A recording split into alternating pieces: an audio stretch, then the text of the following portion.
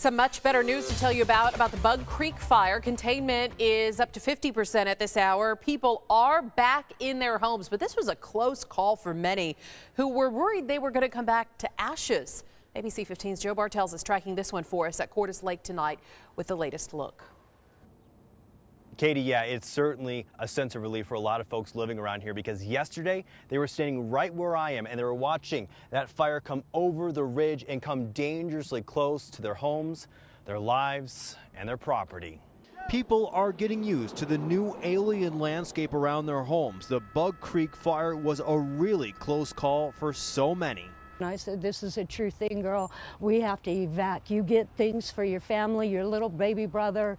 I mean, we got to be out of here in a heartbeat. Ruth Ann Nelson still shaking after the ordeal. She was at home with her friend's 10-year-old daughter. They had only minutes to grab what they could and get out. All she could do was pray. They were answered.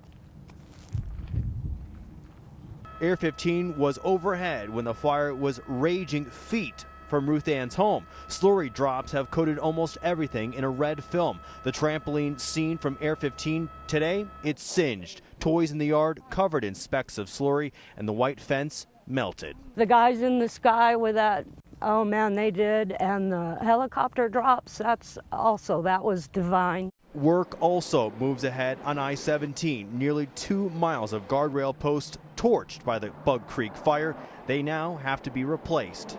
It's amazing the work the fire crews did yesterday to try to keep this fire off the roadway. You can see it's right here. It will take several days to get the work finished, but for many, they are glad it wasn't much worse. So it will be several days before the Bug Creek fire is completely contained, but certainly a lot of people here very excited to be back home tonight. Back to you. The Supreme Court deadlocked, dealing a blow to the Obama administration and those hoping to bring some 4.5 million illegal immigrants out of the shadows. The divide among the justices and the country, a hot-button issue echoed right here in the Valley as hundreds of protesters take to the streets of Phoenix. And tonight we are covering those local protests and breaking down what all of this means for millions of people with live team coverage. And we begin with Sonu Wasu near 4th Avenue Jail, where another protest is about to start in about an hour. And Sonu, we're hearing that already police have arrested 4 people today.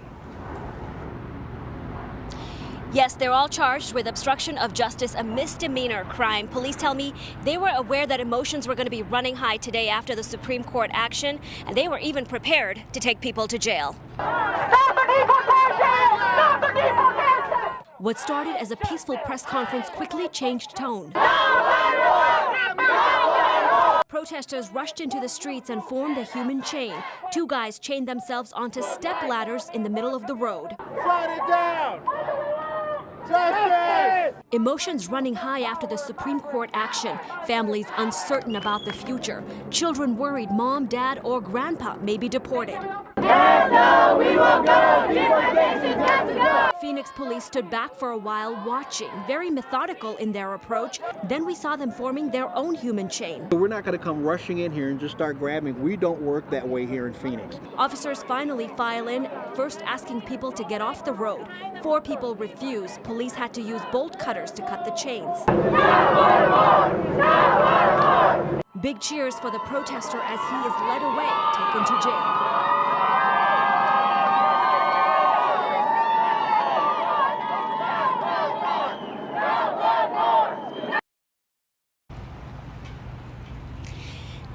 Now, as you mentioned, we are hearing that more protests will be taking place outside this jail, people gathering to show support for those who are arrested. Coming up at 6, ICE responds to those calls to dismantle their organization. I'll have much more coming up then. Back to you. Thanks so much, Sonu. And with millions of lives in limbo, what does the court's non-decision actually mean? Caught on video, a package thief in the Valley who tries her best to blend in, but you can't hide from surveillance. The victim hit hard in the pocketbook, too. And ABC 15's Sonu Wasu just talked to her about an unfortunate crime trend near 7th Street in Northern. She looks right. Oh, my gosh.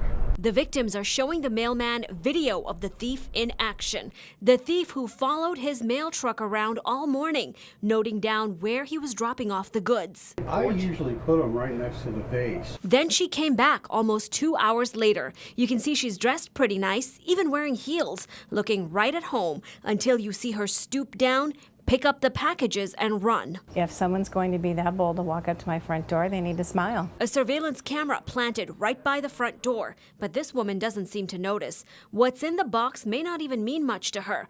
$300 worth of law books ordered by a student studying for the bar exam.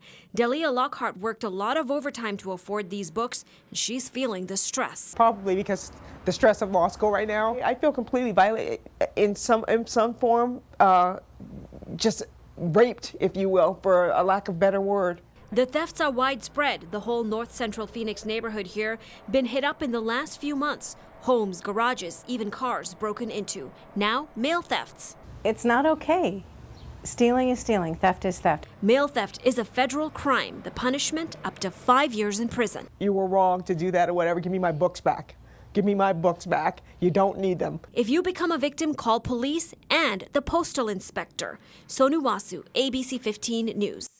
Well, monsoon floods can come with very little warning, washing away cars and property, and sometimes with deadly results. And in an effort to save lives, Maricopa County just upgraded its flood detection system. ABC 15's Melissa Blasius is live at 27th Avenue in Dobbins to explain exactly how this works. Melissa? Yeah, that's right. Well, you can see South Mountain here behind me, and the rainwater's coming off of the mountain had back-to-back floods here in Laveen 2 years ago. Now, flood district managers say they can't prevent every flood, but they can take steps to warn people in time to get them out of the way. Heavy machinery to make way for the next heavy rain. No water's going to get past that lake. This retention pond going in 2 years after Laveen was inundated. Went through 3 houses within 50 yards of my house and underlined my house and basically wiped it out. Chuck Bryson is still rebuilding. Took all our money that we've had. For years, Maricopa County Flood Control relied on these light-up warning flood maps, pretty low tech. That hardware is so obsolete, it's not even made anymore. This week, they upgraded to a big board, fully integrated to check rain, water flow, even wind speed and air pressure at dozens of monitoring stations. It updates every 2 minutes. We have watersheds that we watch where a stream gauge doesn't do us any good because they just are so flashy. So we have to go on the meteorology that's happening and approaching that watershed. Flood Control's goal is to identify problems early, saving people and property. Despite all this prevention, Bryson's pretty sure someday he'll be digging out from a flood again. Pray it don't come back again for a while. Flood control district managers say even big basins like this one, which is just monstrous, huge, cannot prevent every flood that comes your way. There's just sometimes when too much rain falls. Now, if you want to monitor how much rain is falling in your area and see what the watersheds are doing, if there's a flood coming, you can actually look at the same information that Maricopa County Flood District looks at online. We're posting that right now for you to check out on the ABC 15 website. And coming up at 6, we'll tell you a lot more about all the bells and whistles this new system has. Back to you. Yeah, great information. Always good to be prepared during our monsoon. We needed to, step up and give them some air conditioning to go to, a place to lie their head tonight, and some food and cold water.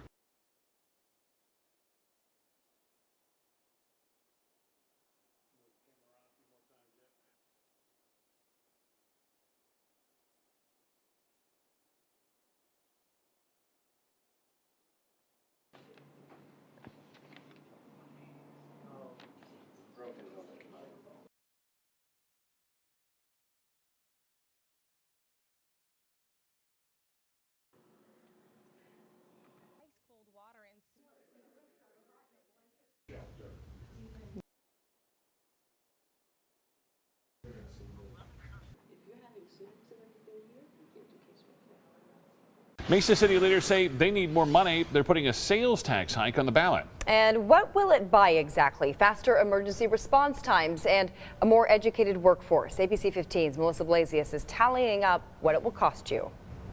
We wanted to know exactly what the residents of Mesa would get for their extra sales tax dollars. Well, one thing would be a fire station right here in the Eastmark community being built in the southeast part of the city. Those are the fastest growing places in the state of Arizona.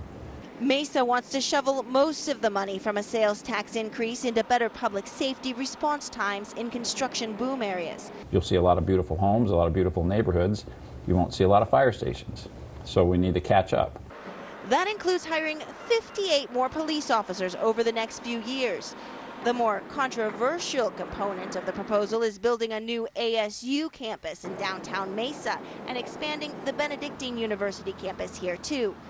People are saying, well, great, we'll build all this stuff for ASU. What's the guarantee we get anything back from it? The mayor says the sales tax increase would basically be 4 cents for every $10 you spend. He says that's balanced by a low overall tax burden. We are rather unique in that we don't tax food and we don't have a primary property tax. But it would make the city sales tax significantly higher in Mesa than in neighboring Chandler and Gilbert. What's that mean for you? Well, on a $40 pair of shoes, just 26 cents more, but on a $20,000 car, it would be $130. The bottom line is mom and pop out there on a retired budget, they want to pay more into an economy that's not exactly swimming right now. And you can bet there's going to be a lot of debate about this heading into the citywide vote on November 8th. In Mesa, Melissa Blasius, ABC 15.